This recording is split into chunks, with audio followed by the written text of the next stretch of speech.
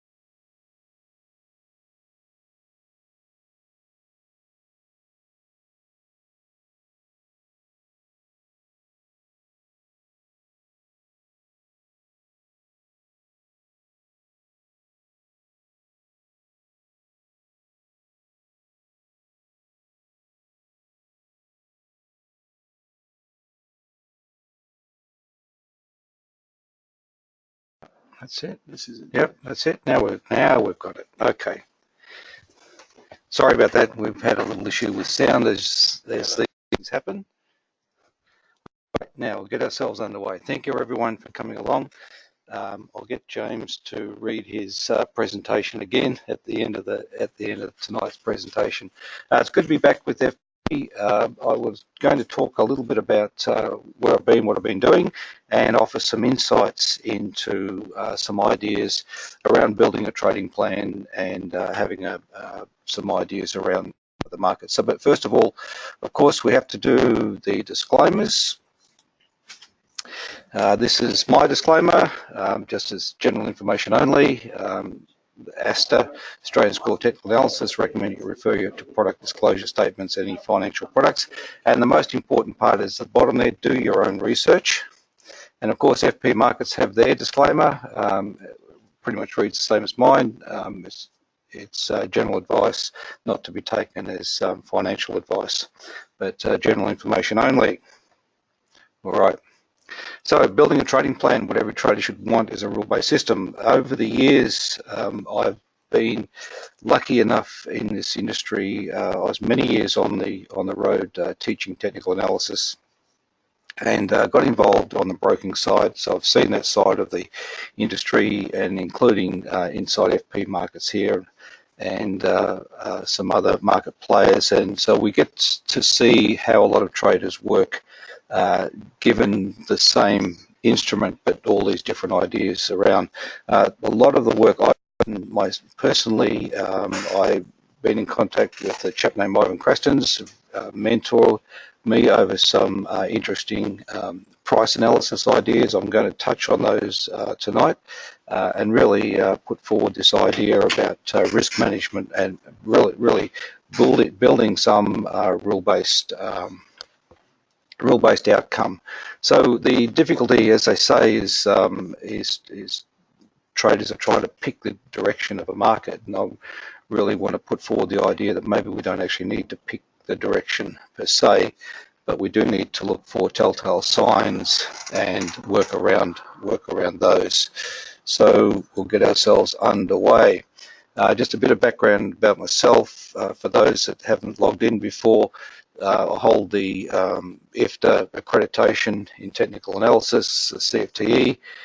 Spent many years on the desk with Macquarie RBS and Wilson HTM, analyst here at FP and IG Markets, and I've done a lot of private trading. I was president of Sydney Analyst Association, national vice president for a while, been on Sky Business.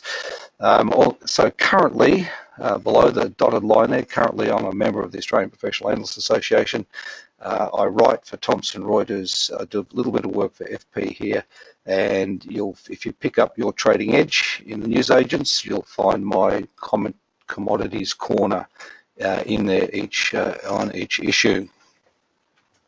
Okay, so we're going to talk about tonight about building a trading plan, defining the risk in trading, and just make some market observations in FX and futures, some fairly simple observations in price analysis. And we're going to spend a little bit of time working with this thing called the 1% rule. Now, called the 1% rule, it can be the 2% rule, but I'm using the 1% rule tonight. One of the questions I put to students from time to time is this: two charts.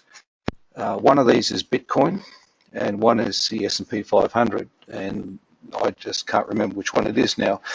But they have the same characteristics about them. Price goes up, price goes down, and all over the place. And if you attach the right-hand edge to it, and then bring in some understanding of what it is, prices can be relayed in just looking at price going up and down and setting up some telltale signs which are characteristic in most markets, in most time frames as well. So the thing about Bitcoin, I just want to have a quick word about this, and it sort of highlights really what I want to talk about in the whole subject tonight.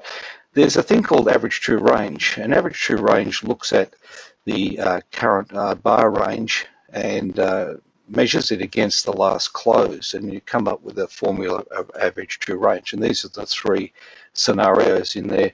The first one is the closing price is behind the current bar, then you use the current bar as a true range, and if the closing price is above or below the current bar, you use that range as your true range. So it gives an insight into, it's essentially a volatility tool, and it gives a bit of insight into how a market is moving. Inside Bitcoin, when we look at Bitcoin, the current average true range, currently in the last few days, last few weeks, the current average true range is $139 a day, which if you added all of that up, if you added $139 on top of each other every day, it would take 66 days to equal the price of Bitcoin, currently trading around $9,500. When you can, so 66 days to sort of in one direction equal the price, so it can go 100% theoretically in 66 days. So if you look at gold, the average true range on gold is about $2.80 a day. Essentially, it would take 482 days to equal the price of gold. And if you look at the Australian US dollar, it averages around 28 pips a day and would take about 269 days. And the killer is that the guys trading Bitcoin There's a lot of talk about it prior to Christmas, and it's died down these days because the volatility is which cuts both ways. A lot of people didn't understand just what the volatility was in this particular instrument. Back in December, the average true range of Bitcoin was $4,300 a day, and that cuts both ways. If you're short or you're long, and if you're on the wrong side of the market, that can make a very big difference to your account both ways. So is there a one-fits-all trading plan? And here I just got an example here that also used quite a bit that just highlights that this one-fits-all is not necessarily the case. So if we take a look at this graphic here, this is an outside period. So an outside period has a higher high and a lower low than the previous period. And they show up everywhere. All time frames, all instruments generally have this, they show up from time to time. In the futures market, you'll find about 12 to 15% of bars are actually outside ranges. In the equities market, in the Australian equities market, around about 3 to 4% of bars are outside ranges. Now we can define this particular event where the market's gone higher than the previous trading period and gone lower than the previous trading period as an area of volatility or an area of confusion in the market. They show up in all different shapes and sizes. We can see on the left-hand side the two down close bars, but the right-hand side one has a higher high and a lower low, and the graphic just shows that they really just show up in all different shapes and sizes. In the Australian XJO, the ASX 200, if you like, there's an outside period tends to show up at significant market turns, tends to show up like 100% of the time. If you go back in your chart on a weekly basis, and this is a weekly basis, if you look back on a weekly basis, there's an outside period at every major turn after a previous run in the market. Up through there. And I think even this current pullback that we had recently had an outside bar at the top.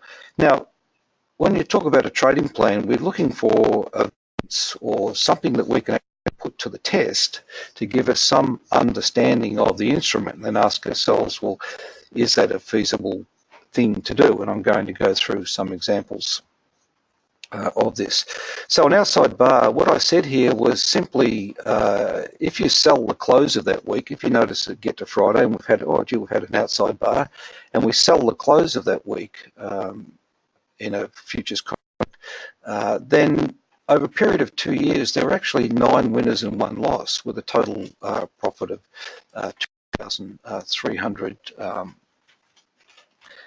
2,300 points in here. We can see here 2,263 points if you closed it out 5 weeks later, 5 bars later. Now all I did was said, okay, I'll pick a number, 5 bars, let's see what the outcome is, and this was the outcome. Now if you apply different exit methodologies to this, and then you'll certainly get different numbers. And this is really what building trading plans is about. It's about finding the optimum setup for yourself. So this is just one example. It happens in the Australian index at every significant major turning point. Will it happen in the future? I don't know, but in the last 2 years of testing, this is what really showed up.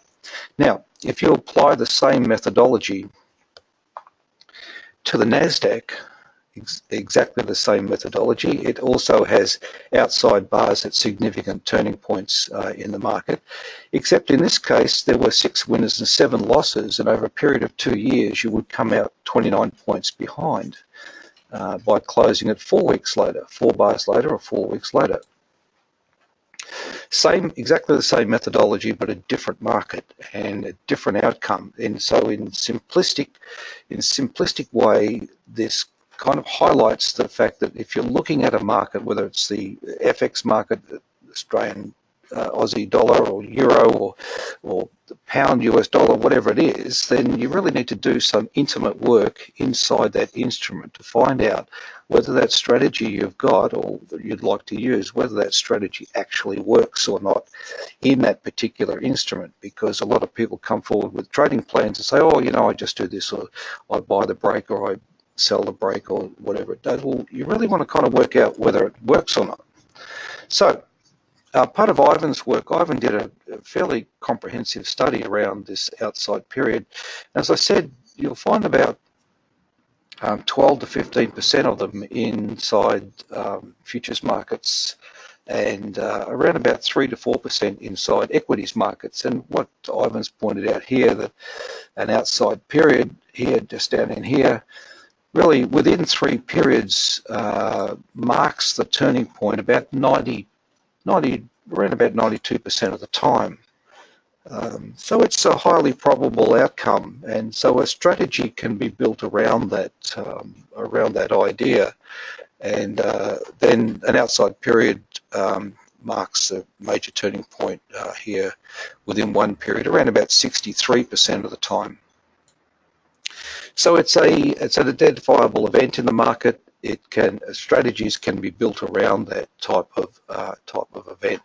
So let's take a look at this 1% rule, because this is really based around something that I use on a daily basis in my trading, and I'll show you some results in a moment. But it is basically a 1% rule which gives us a position size and a potential stop loss point when we look at where our stop loss is. So a 1% concept, it really states that whatever your entry method or your stop point, we're going to risk 1% of a trading account is going to be applied to that position. So to do that, you can have a stop very close by and still operate and hand over 1% if the trade goes against you, or you can have your stop a long way away and have your, for example, in gold, you could have your stop $10 away and still only risk 1% of your account, because it comes down to position size. Now, just dwell on this for a moment, and I'm using 1% here as a number. This is what I use. Some traders may choose to change that, but we're looking at 1% in the examples that I've got here. But what it does is creates a position size. And it looks like this, is if we have a particular entry method, in this case I've just said, well, we've got a bar down here that's a little paper umbrella, a little hammer bar in here, and said that the next bar has confirmed the move, and we've got essentially a pivot point in place. So as a trade idea, if we decided that we're going to enter on the close of that bar, and then we set our stop down here at the low of that bar, the distance between the entry point and the stop point equals 1% of our account. And if we choose to put our stop lower down here, that also equals 1% of our account. So we're going to call it minus if the market rolls over and takes our stop, and then we're going to call it -1. So as some numbers around that, if you're running a $100,000 bank account, you decide to risk 1%, $1,000, and I use this in equities every day of the week. Nominate your distance to stop. In this case, I've nominated 32 cents. In this example, we're going to essentially buy the close of the hammer bar here, and so 32 cents, the distance to the stop down here is 32 cents away. So we simply divide what we're willing to risk, divide that by our 32 cents, and gives us a position size. This can be applied across all markets. But so there's two things we know about a trade, is the entry point and where a stop loss point is. They're the only two things that we can know going into a position, and it's almost an industry built around trying to figure out which market's going to go. But essentially, tomorrow morning when the Australian market opens again, or in the next hour, where the euro is, we simply don't know where it's going to be, and can only work with the data that we see on our screen. So in a futures contract, if we're risking 0.5%, $500, and we're going to run our stop at 10 points away at $25 a point. Gives us a risk of $250 in there. So we simply have two contracts, which will take us to our $500 of risk, or 0.5% of our account on there. Now, this is easily backtested, this type of methodology. And you simply work through your chart and say, well, this is my entry, this is where my stop would have been, and work out some data around that. Now, on the in example here in FX, if we're risking again $500 or 50 pips to our stop, in here we can simply divide the 50 pips into our $100,000 our $500 risk, and come up, and you need to actually work it out back on an exchange rate, on the current exchange rate, so your position size becomes commensurate with you handing over 0.5% in Australian dollars, not in US dollars, which a lot of traders fall into the trap of. Okay, the reason that a fixed stop loss becomes important is because of this. This is a thing called sunk cost bias, which every trader suffers from, including myself. Put my hand up. Sunk cost bias states that you make rational decisions based on the fair value of objects and investments and experiences.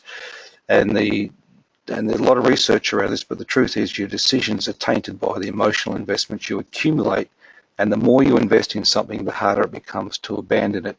And from my experience on the desk, I see this a lot, where people will do an enormous amount of research in a company, take a fairly sizable position in that company, and find out that things within the company don't work out and prices don't go the way they want to go, but they simply hold them for days or years, in some cases, waiting for that investment to come good. It's called a sunk cost bias, and it can occur in the minutes you hold a position, because you have made a decision to enter that position, or it can occur over many years if you're an investor over a long period of time.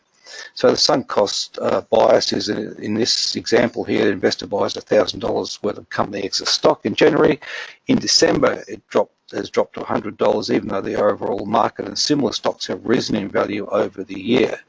But it's the attachment to that position that allows the investor to hold that position while everything else is going the right way, except this one particular position that they're holding. So it's a lot of research around this, and the final word on this is individuals commit the sunk cost fallacy when they continue a behaviour or endeavour as a result of previously invested resources, which is your time, money or effort. In there, a lot of research into this area. It's something I talk about in my workshops a lot, is that often in trading, trading is one of those those things we do in our life where there's no backstop. If the trade goes against us, there's really no one we can call or nowhere we can go. We just simply take the loss or exit ourselves out of the position, even though we had no evidence that the position was ever going to hit our stop, but occasionally it does, and we have this emotional attachment to that position. So in here, so the 1% stop loss methodology really does some work around that. So let's take a look again at this. So the idea of this, what we call a 1%, or I'm using 1%, is that if we take an entry, and decided on an entry point, and I'm just using the closing of this candle here as our entry point, and we decide our stop loss is at the here, and it could simply be down here if we choose to do that, but whatever it is, whether it's here or here, represents, in this example, I'm using 1% of our account. So anything that is used, anything that occurs after that can be represented against what we're prepared to risk. So if the trade goes simply, here we go, simply to our stop, we hand over 1%, call 1R, and simply take the loss and move on to something else. So on the upside, it can also work against us. So if the, work for us, I beg your pardon. So if the trade goes in our favour, we enter on the close of this bar, our stop loss is down here, and whatever occurs after that, this price movement up here can be represented against what we were prepared to risk in the first place. So if in this case, if the distance from here to here was for example, 50 pips in something, then if the market moves up here 50 pips, then we're actually 1R in profit. And any measurement up through here can be a percentage of that, of that risk in here. So if it moves up $1 up through here, if it moves $1 up here, we can actually have a 2R profit against what we're prepared to risk on there. Now, and of course, this is the example. If we have an entry method, market goes against us, but then reverses and we're stopped out, we hand over 1% of our account. So if you think about it, at a rational level that says that you can be wrong 100 times in a row before you're out of money, you can't do it. Tried it, you can't do it. I trade some Australian equities in some accounts in there. These are the results over the past 7 months. Now we're up about 10%. It's a long only buy and hold type of arrangement. We've taken about 20 positions. You can see down here, we've taken about 20 positions over that time, and we're up about 9.8% at the moment. Now the key for this is that we've in most cases we've maintained our losses at the positions that haven't worked for us, and it really only has been a 50-50 outcome in our trading results. But we've got this equity curve that's developing up quite nicely, and why that's important is this little graph here. So in those results, in the equity results, we got caught out. The blue line here represents 0, and the upside here is our profit. So trades that have come in at 1R, and sometimes we haven't made 1R, we've made less than 1R, but trades that have come in at 1 and 2, and our best one up here was 10R in there. But we got caught on a couple of Newcrest when they announced they had a bit of an issue with a dam wall, out at their Cadia mine out West New South Wales. We had a couple of issues with that, and we got gapped out of a couple of positions as well. So mostly we've maintained this risk here of 1R as best we can. And the only reason that, I'll go back one slide, the only reason we've actually been able to achieve this equity curve heading in this direction is because this side of the market, because this side of the market here is actually controlled. We can't control the upside of our positions, but we can certainly control the downside. And so we let the winners go, and we control our losses on the downside. So when you're putting together any sort of strategy, this is the first building block that we really need to look at. Another idea is an inside period. Also, you could describe as an event in price action, in developing price action, is an inside period. So as I mentioned earlier, we want to measure movements against our starting point, if you like. So inside periods are interesting because they're a time when the market hesitates, or really waiting for news to come out or something like that, and the market hesitates. So as a simple trade idea, we're simply if a break of the low or buying a break of the high in there. So that statement may or may not be true, but what I'm saying to you is that this can be back tested, and you'll find some interesting results from this type of application. So in this example here, as I mentioned, whatever occurs after your entry period, if your stop is kept at 1%, then whatever occurs after that, and I simply follow stops up underneath the lows until eventually you get stopped out of your position. And then the only reason that an equity curve can essentially exist is because you are controlling one side of your equation through there. So again, the the question now is a lot of traders will say, well, does the hit rate really matter in the application of developing up an idea? Excuse me. Does the hit rate really matter? And I've got some interesting results here, but essentially the Australian equities work that I do, we're running at about a 50% hit rate. 50 every second trade is a loser basically, except we've gained 10% over a period of time.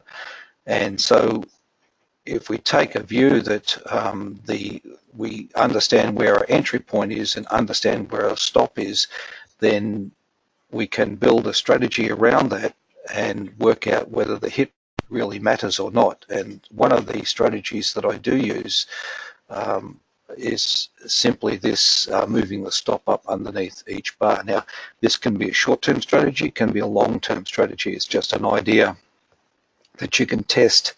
You can test on whatever instrument you're interested in trading. So, and then move the stop up and so on until eventually you're stopped out.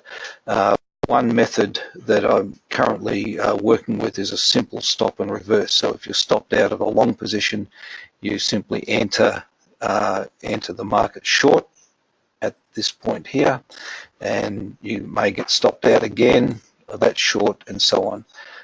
So I've got some results here. So essentially what it says is that the buy order here, so we were long up through here, closed along, entered the short position through here, working, and the stop is always behind the entry bar. Remain short in through here, get stopped out, in here, and go long again, and eventually get stopped out again here and go short again, and so on. Now, it seems a little messy, and that's the point of this exercise, is to kind of prove out that when we get stopped out of things very quickly and just take a small loss out of it, when we pick up one of these movements in the market, it sort of covers up a lot of grief. Now, and so it moves on, and we get stopped out and stop and reverse and so on, with always having the stop underneath the bar. So I did some back testing on this. I tested this over on euro, on a 12-hour euro chart, over essentially a year and a bit of data. And some interesting numbers came out on the back test of this. There were 102 trades in this particular example. There were 38 winning trades. There were 64 losing trades.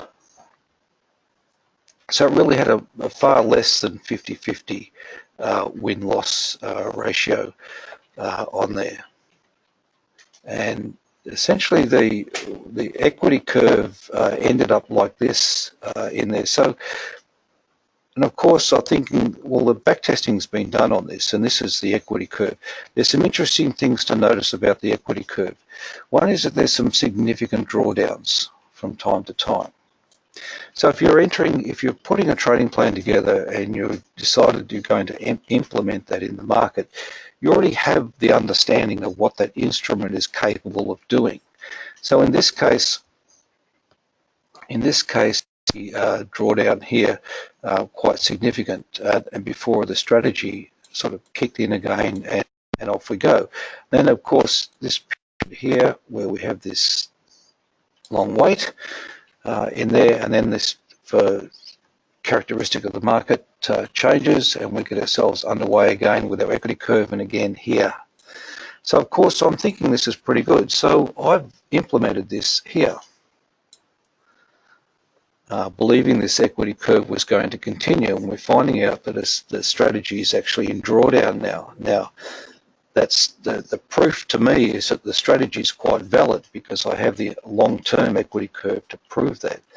We're in a drawdown period, as we've been in, as happened many times before inside here. So we have a choice now. We just simply step back and wait for this equity curve to resume its movement again, and turn the algorithm back on, and off we go again.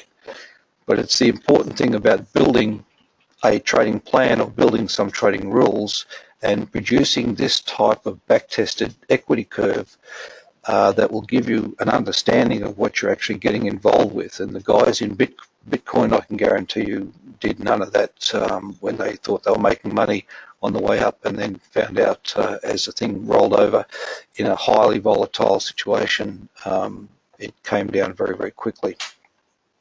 So this type of simple back testing can be done over, and I would recommend a minimum of 12 months of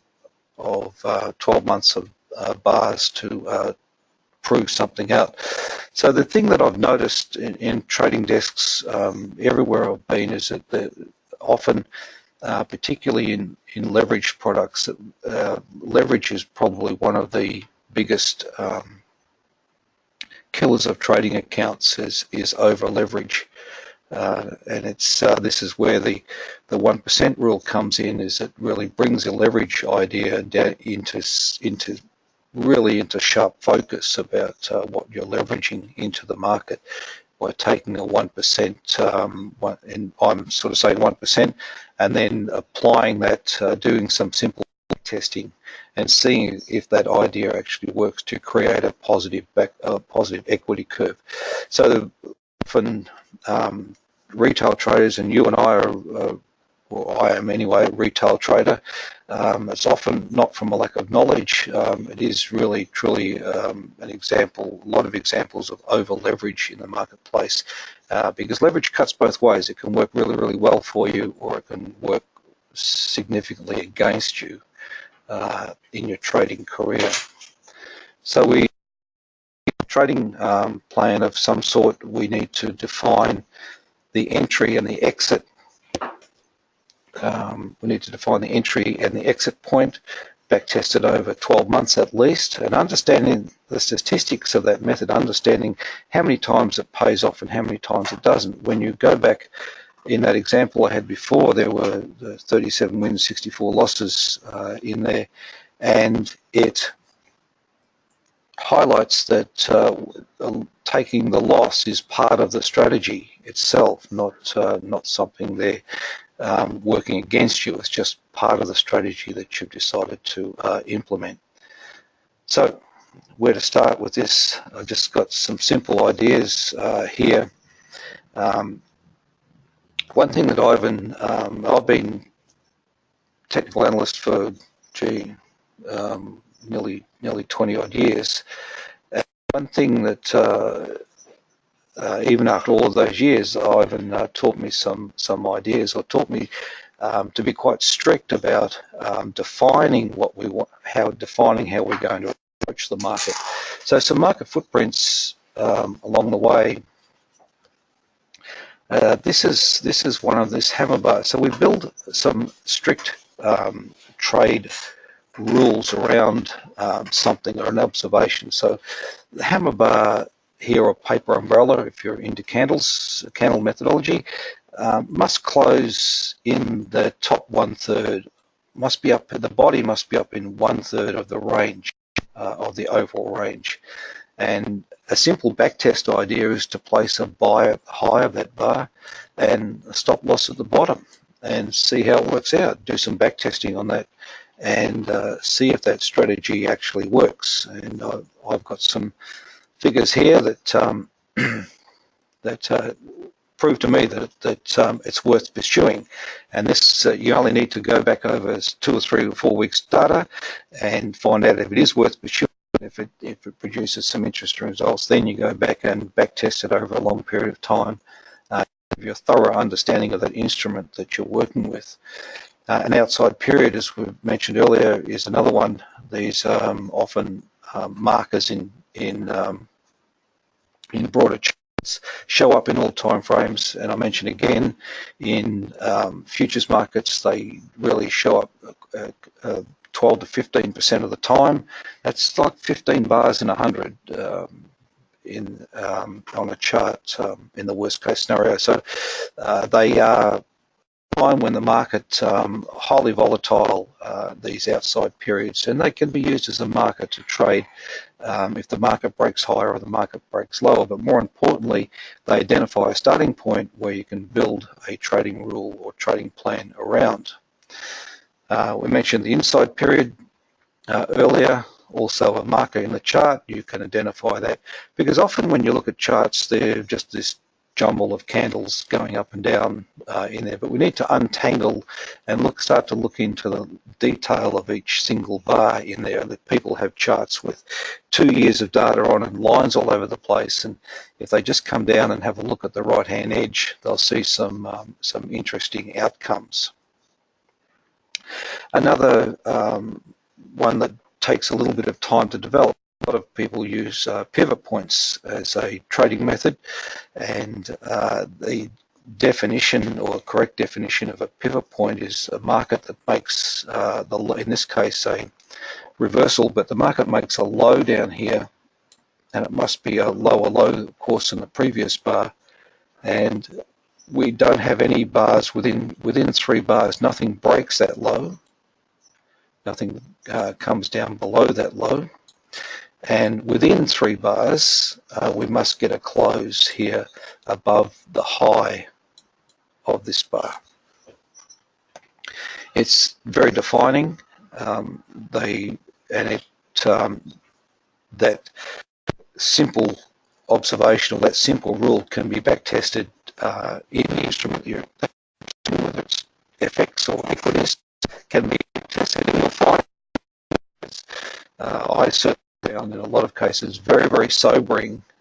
What you think should work doesn't actually work when you get into the detail, and it's just simply working through bar by bar. So in this case, there's the outside bar, 1 bar before the low. Okay, and of course the high. If the market makes a high, market's moved up, made a high. The next here has made a lower high, and if we get a close below the low of the bar that makes the high, so we get a close in this case down here, we get a close down there, it's close below the low of this bar, and so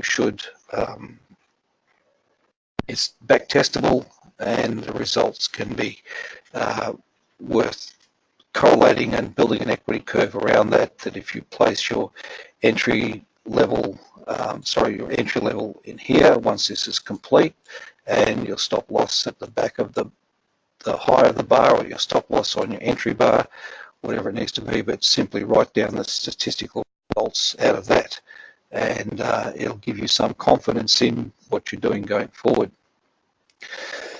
An example here of the pivot bars. I think this was in the Australian dollar.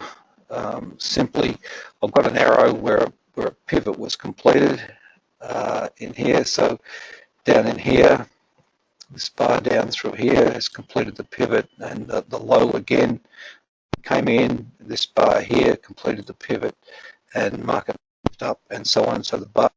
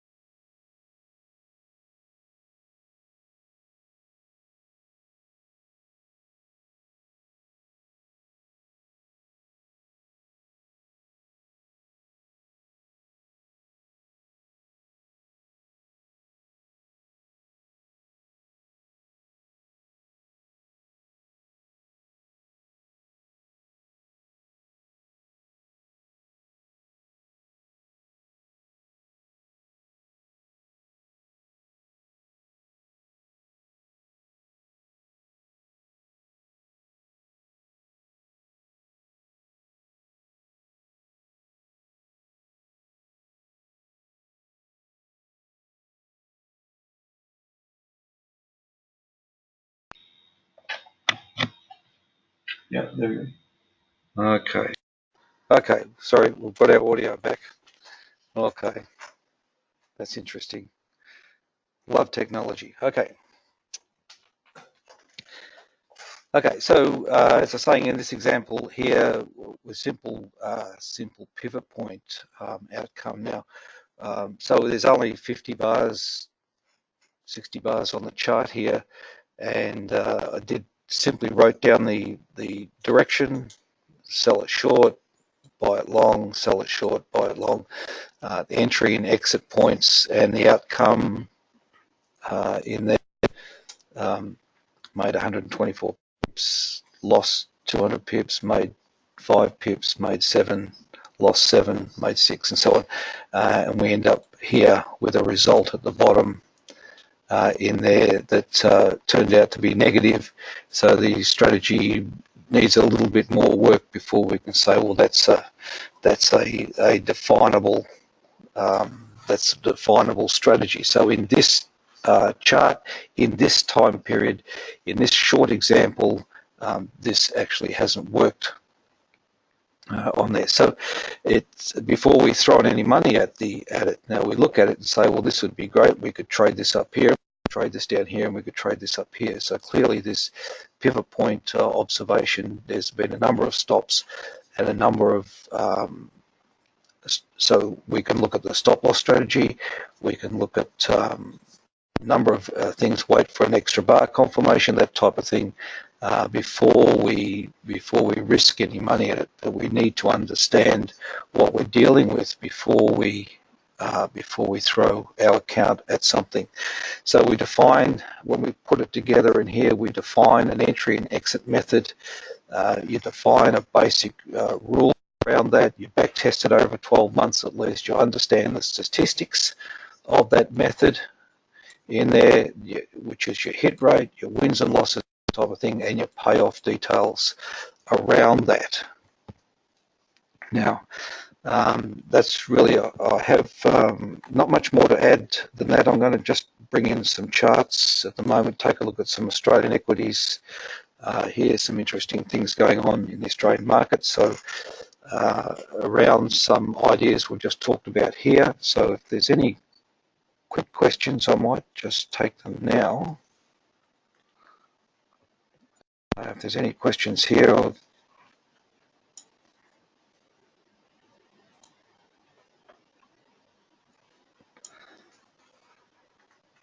take them now. Otherwise, I'll move on and bring up some charts.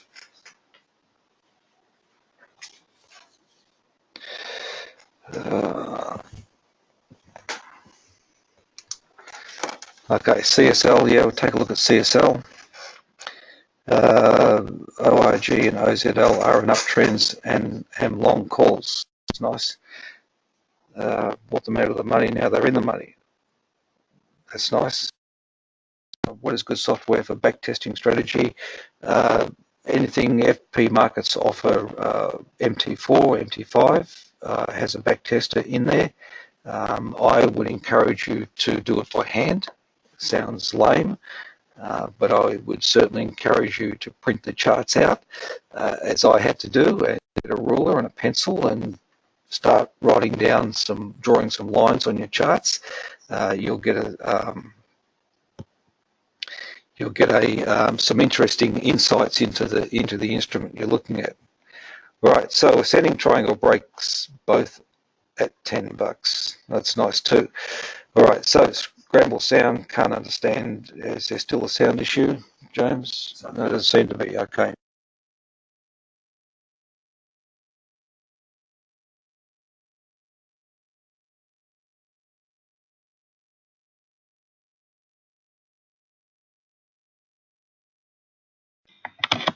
Yep. Okay. We've got an issue with this mic here now. Sorry about that. Good question. Good question here.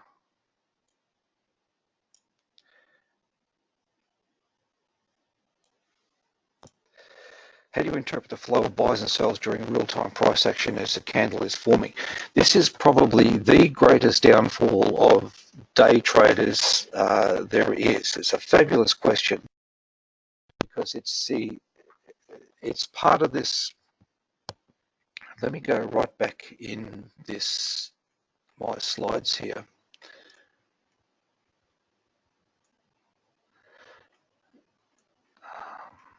Let me go right back into this here,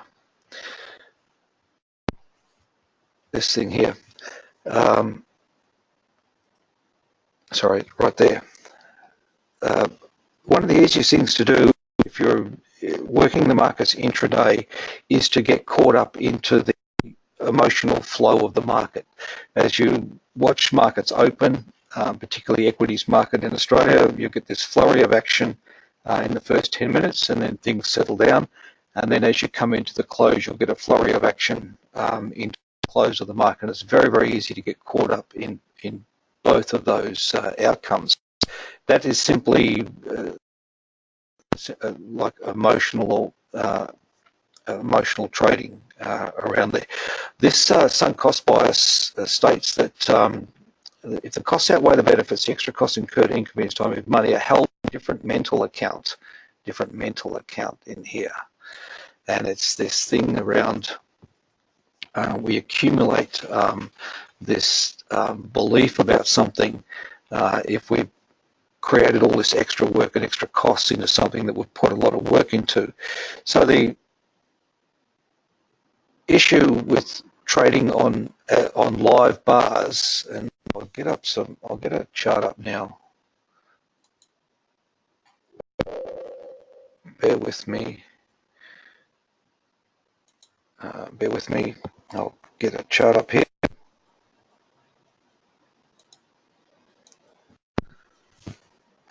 All right, here we go.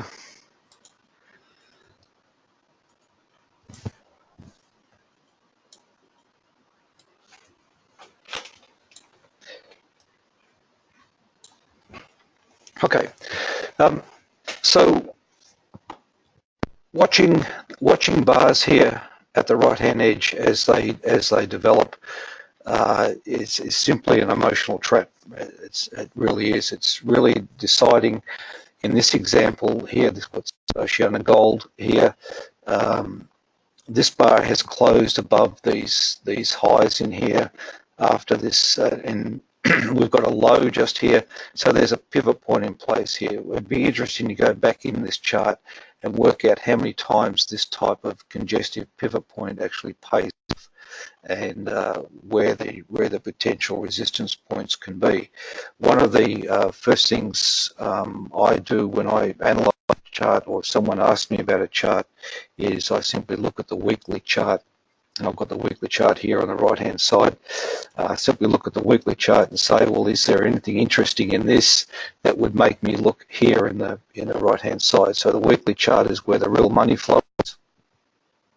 In this particular chart, in simple analysis, we can see that it has, I'll get my pen out, we can see that it has broken this kind of downward movement down through here.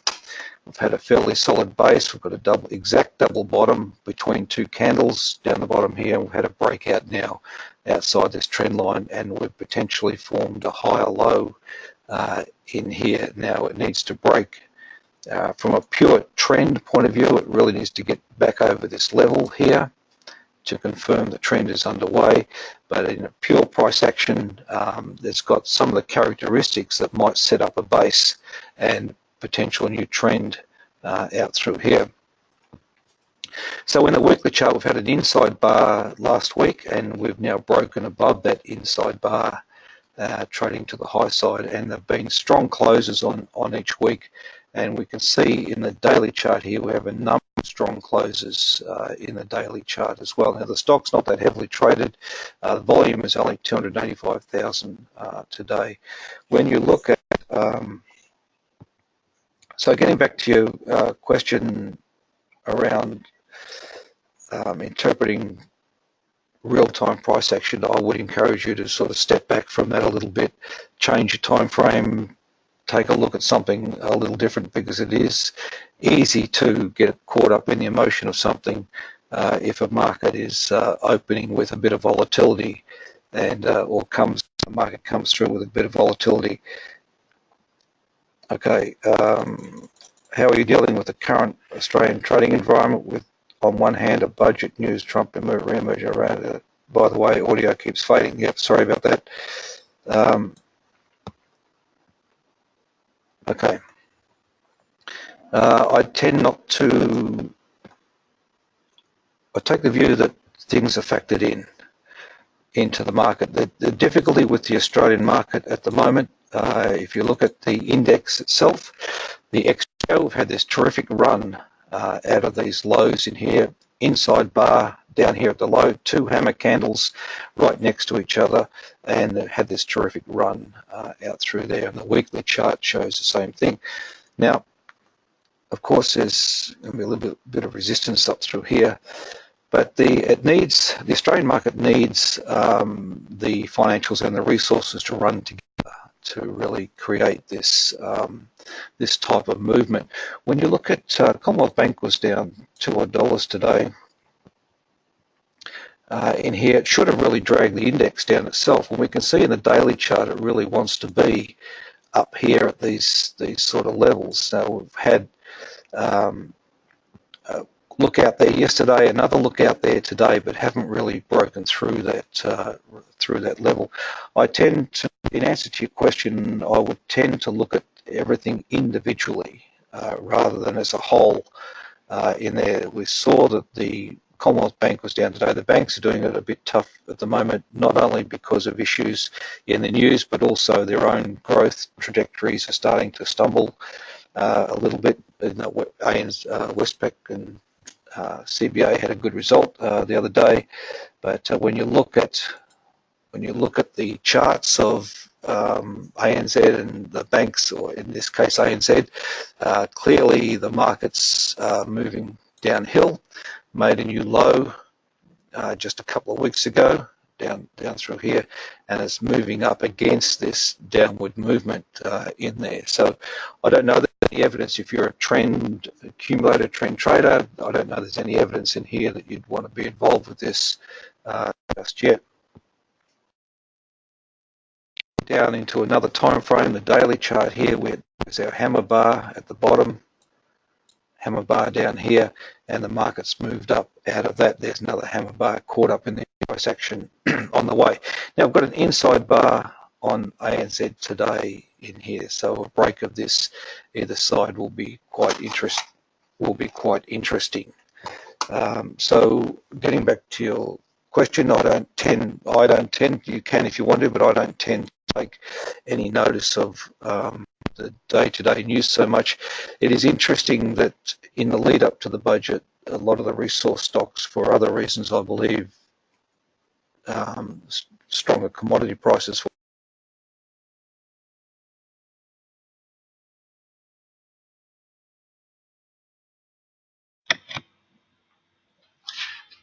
Sorry about the audio. It's a bit weird. Okay. Even though we've had a lead into the budget, it's interesting that BHP has had a very, very strong run out through here, and I would say that's more to do with the price of oil than anything in the Australian economy or other commodities themselves. So BHP derives a significant portion of its income from oil, and oil traded today over $71, and that's really what's, I believe, holding this. So we're holding BHP at the moment. Anyway, but it's interesting that it's closed out here. This is the highest close since 2014. And it's had a look out through this high that was set back in January this year. Clearly significant uptrend developing in BHP at this stage. So you need to work out you can work out if you were to make a decision on this where your stop loss would be, and you simply create a position around that would limit your risk if the trade didn't work for you. But it is interesting that BHP has worked out through there. CSL's in a multi-year uptrend anyway. new highs again this week. You also notice that when you do, I'll just pull this weekly chart out here. You also notice in the development of this trend, there's some very, very strong, what we call primary moves, very large range moves in here. There's the hammer at the bottom, and large range moves in defining this trend. We'll call them primary, the primary part of the move. And now we have this small ranges out here, a little bit of indecision coming in the movement, although having said that, this one, it really wandered up through here, took a breather, and then a strong move out of there. So I've had a strong move out of here. I don't look at the fundamentals per se, but I'm really interested in this trend action along the way. I just want to get to a couple more questions here.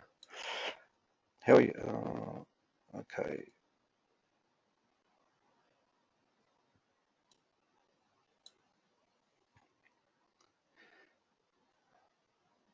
Do you think the weekly and OZL have much side momentum in them? It doesn't matter. Let's have a look at OZL. Well, sorry about the noise.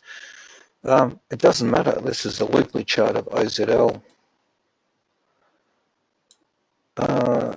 It doesn't, because it's as I've sort of pointed out earlier, if you take a position in here and you set your stop loss, which you know where they're the only two things you can do is take an entry price and your stop loss level and apply a percentage of your account as risk. And I've showed you the graph with those vertical bars in there. Shows a graph with those vertical bars, it becomes a numbers game. Let me just bring that up again. This one. It becomes a simple numbers game where if you limit your downside here, and Australian equities get a bit tricky from time to time because they are subject to announcements and gaps in price, and we're dealing with that, but we're quick to take our losses. But we let the other side do its thing, and that's what defines the equity curve. That's what defines this equity curve up through here. And we've had some good breaks along the way. We were in Santos and A2 Milk when they did their thing, but the equity curve here is only defined because of this limitation on the downside. And it'll be the same if you're trading Australian US dollar. It'll be the same if you're trading gold and any instrument you like. It's just if you bring it down to a numbers game of where your entry point is, where your stop loss is, and after that, the market will look after because we can't know whether ZL is going to break. It's had a nice strong week before, like last week, and this week's breaking out here. That's all we can say about it. It is in an uptrend, series of higher lows in here, but as we know, trends can end very, very quickly as market sentiment changes. It's only defining, well, this is where I know that I need to exit out of something if it changes its characteristic, and you can set up where that might be. Now, OZL has an outside period in here today. Is that important? I would be encouraging you to go back in through the OZL chart and have a look where outside periods turn up, and I think there was one there. Are they important in the chart or not? It doesn't seem to show up. A lot of equities don't have a lot of outside periods. They tend to be about 3 or 4% of this one at the bottom down there. They tend to be about 3 or 4% of the price action in equities. Much more common, there's one at the top up there, and so on. So when you get down to the right-hand side, well, you've got an event here. If it's part of your strategy, then there's nothing to think about. If you've got to think about it, it means you actually don't have a strategy on there, because there's some we know where the stop loss is in the things that we do.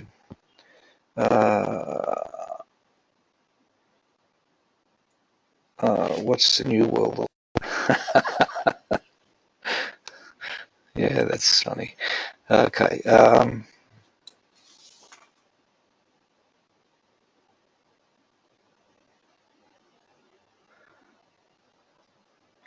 Yeah, all in all, seem to be abandoned, a bit like Trump as president, really.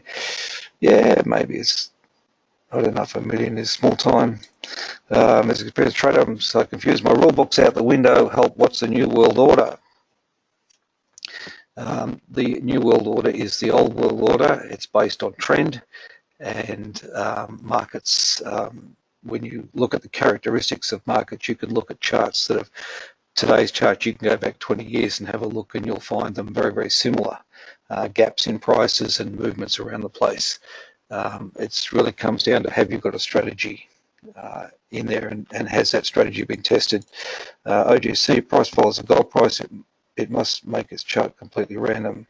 Will there be any value? It doesn't follow the gold price chart because gold was down today and OGC was up today. And Newcrest has been up the last few days and gold has been moving all over the place. No, I'm kind of not buying that if you take a hard look at it. And that's about it. Yeah, that's about it. Right, if there aren't any questions, we'll call it a night. I think James wants to say something. Bear with us while we'll get James on the line.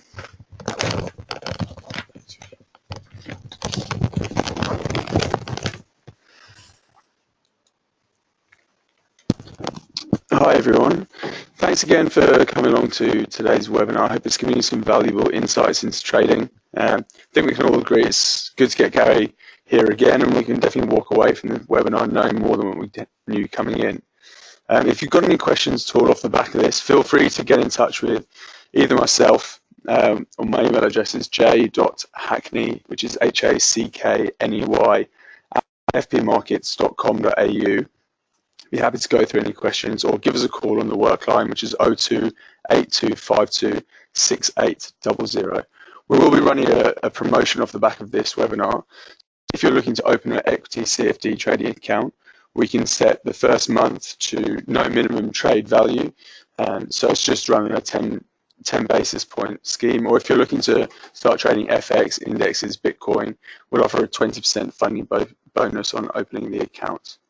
But once again, everyone, thank you very much for attending the webinar, and do feel free to get in touch with any questions. Thank you.